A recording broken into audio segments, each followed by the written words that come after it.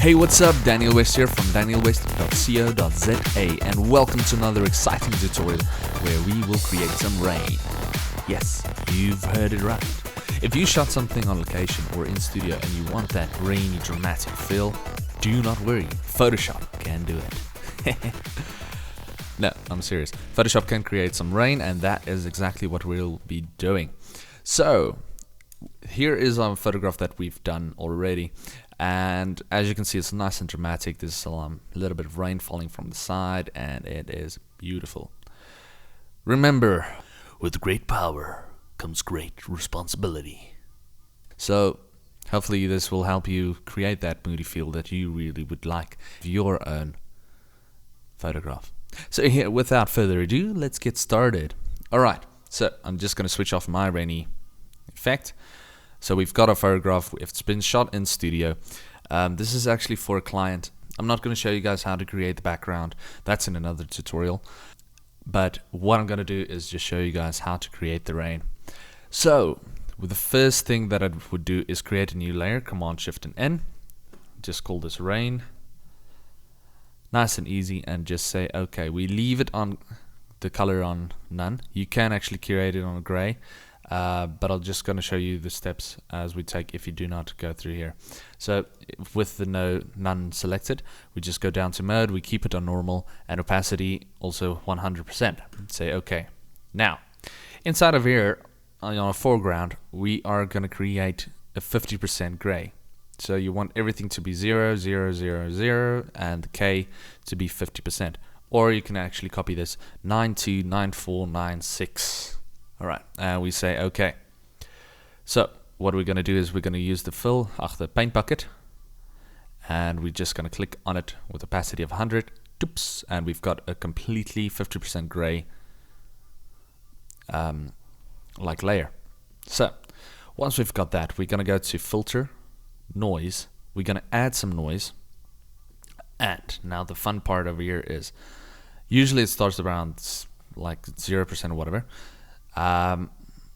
You can choose any one of uniform or Gaussian.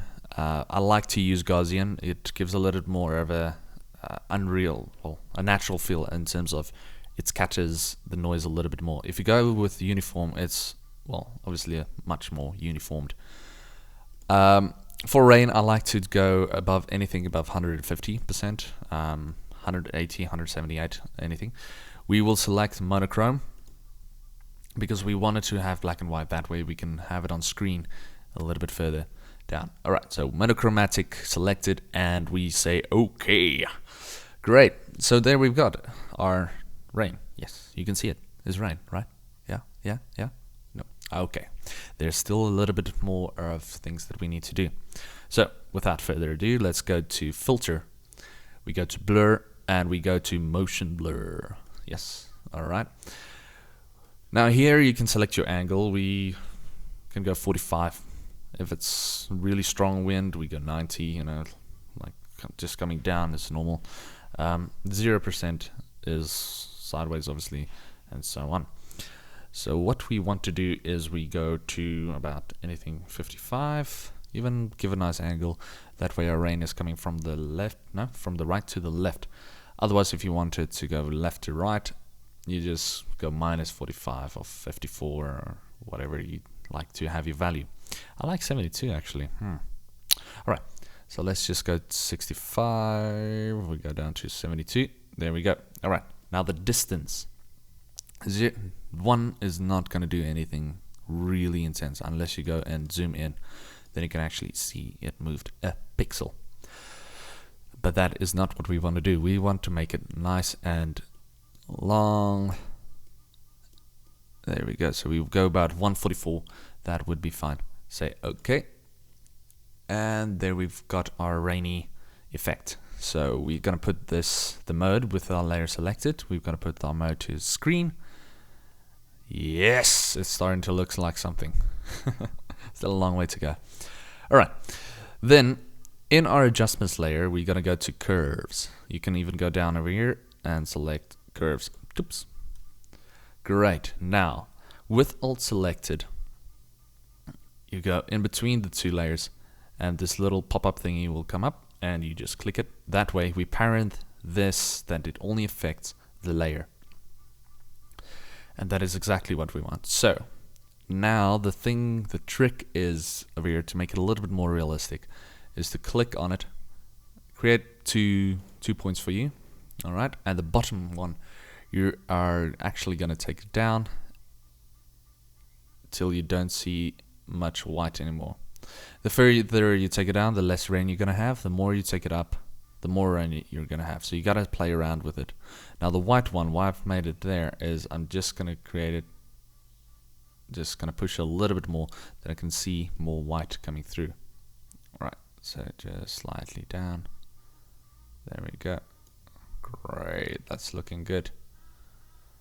Alright, now the effect you can't really see as much, and you've got these weird white lines going on at the bottom.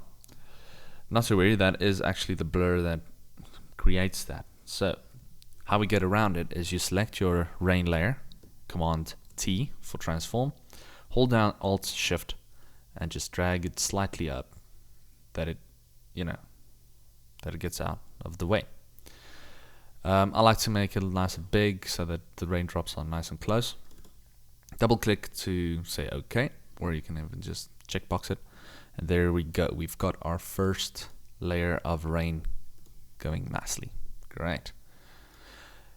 So just double clicking on the curves and then we can just slightly tweak that. Great. Now the next thing that I'm going to do is I'm going to select with holding down Shift, select both rain and the curves, and I'm going to go Command and J to duplicate it. This way you can actually see it actually becomes more prominent. I kind of like that. So the next thing that I'm going to do is I'm going to go Command J again, but this time with this one I'm going to go Command T to transform it, and I'm going to go and create smaller particles with Alt Shift down. There we go. Right around there. But now there is way too much noise going on, way too much like rainy effect that is happening over here. So what I'm going to do is I'm just going to take my curves and put it down slightly. More up, more white, more down. More. Yeah. So I'm just going to play around with that slightly, and also with this one. It doesn't become so prominent. Great. That's looking good. Alright, select all of your layers just to keep it nice and neat, all your rainy layers, and Command G to group them and call it rain. There we go. And that's it. So there you have it. That is our rainy effect that's happening. You can actually, if you want to go even more detail, you can create some splashes and stuffies like that using stock footage, or even just go painting in on another layer with your brush tool. I like to use this one. Any one of these would be nice. It's a little bit of a scatterer. Make it nice and biggish. And just click. It works nice with the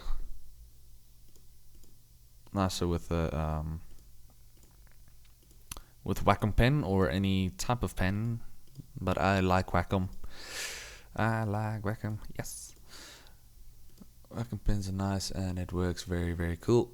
Right, so just create that, slightly down with the opacity and create a new layer, slightly more out and bigger, splashy feeling, and just click away. Once again, remember, you gotta keep reality in check, like just keep an eye on what seems real, what doesn't seem real. Okay, like for instance, whatever is happening down there is not real.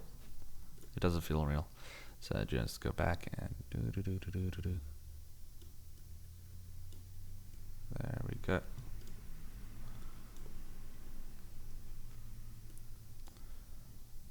Come on. There we go.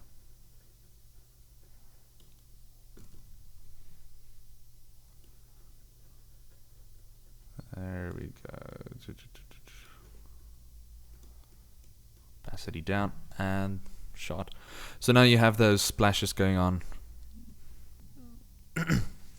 Well, there you have it, the rainy effect using Photoshop and nothing but what the filters inside of Photoshop. Yes. If you like the video, please subscribe, and I hope to see you guys next time. Bye.